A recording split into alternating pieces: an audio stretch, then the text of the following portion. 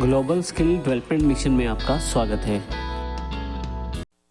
All right, now before we move on, there's one more thing that I want to squeeze in here. This is Photoshop's history.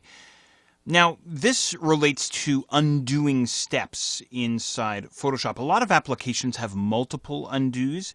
Believe it or not, but Photoshop only has one official undo level, if you can believe it. But many versions back, Photoshop came up with something called history, which, for all intents and purposes, is indeed multiple undos. But for the record, there is only one official undo inside Photoshop. So let's say, for instance, we're working on our image and we apply a special effect or something like this. We could only head to the edit menu and choose undo once. That's it. That's all we got. Then what we'd have to do is we'd have to head to history. So let me introduce you to history. Usually I'm using my history rather than undoing because there's many undos in history, but only one official undo, as I'm saying here. So head over to your right-hand side and look for your history panel.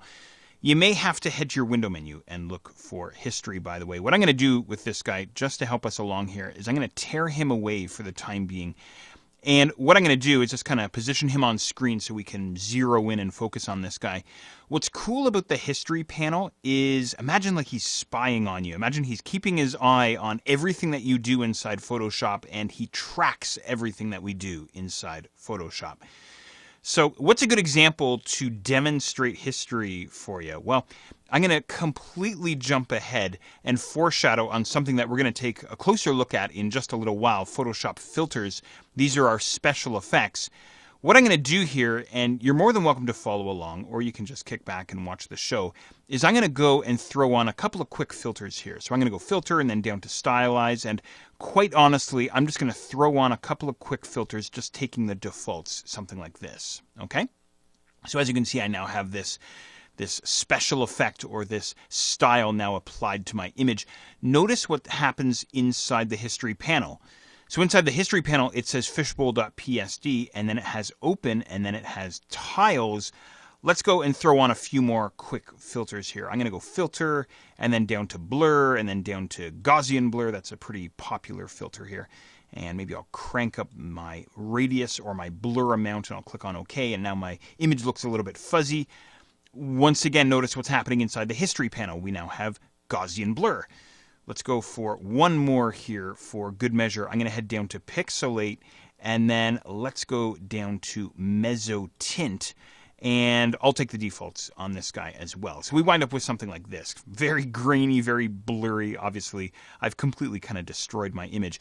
What happens a lot of times inside Photoshop, you'll find, is you'll have this amazing bright idea for some crazy idea. Let's head down this path and see the results.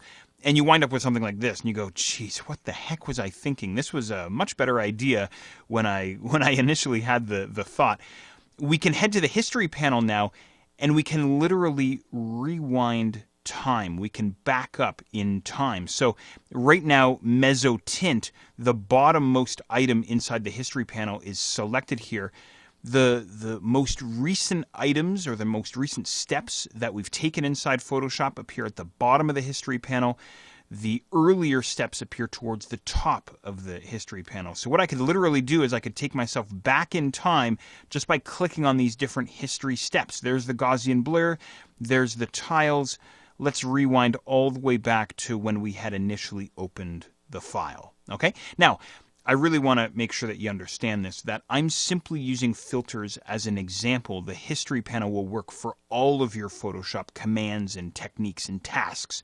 I'm just using the filters here as a quick example. So I can step forward, step backwards in time, something like this, all the way back to the beginning if I want, or all the way forwards in time. If I grab a history step that's halfway through my full list of history steps, and I go and perform some new command, these steps here, Gaussian blur and meso tint, will be deleted, and they'll be replaced with the new steps that I partake in. Okay, I hope that makes sense. Now, last but not least, I want to show you this. The topmost item here, fishbowl.psd, if I click on this guy, that takes us all the way back to where you and I had started, very similar to clicking on open. So it basically takes us back to the starting point. Okay, so kind of like closing the file without saving the changes and then reopening the file, if you want to think of it that way. Okay? So there's the history. What you could do if you wanted to is you could use some keyboard shortcuts to step forward and step backward in time. Let me grab a history step halfway through my list of history steps. There we go. Now my commands aren't grayed out. So I can step forward by hitting Shift-Command-Z on the Mac here, or Shift-Control-Z on the Windows side. Or to step backwards in time, I will hold down Alt or Option and then Control or Command, and then Z on my keyboard if you want. Okay, so there's your two history commands. One last thing that I'm going to show you with your history, and then we'll move on. If I head to the History panel menu, I could head down to History Options, and we have a variety of history options that we can choose from here. Specifically, I wanted to show you this guy here, automatically create the first snapshot. So what this means is as soon as we open up the image, we're going to get a snapshot. That's what these guys are called at the very top of the history panel, created for us. Okay, so I would highly suggest that you have this option turned on.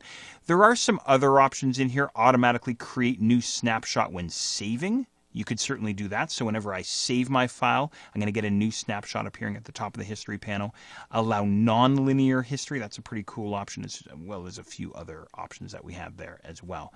In any regard, there we go. There's our history panel. I wanted to introduce them to you. I'm going to take my history panel now and drag and drop them back over onto the right-hand side to tuck them back in to the Photoshop interface. So there we go. There's a look at Photoshop's multiple undo using the history panel.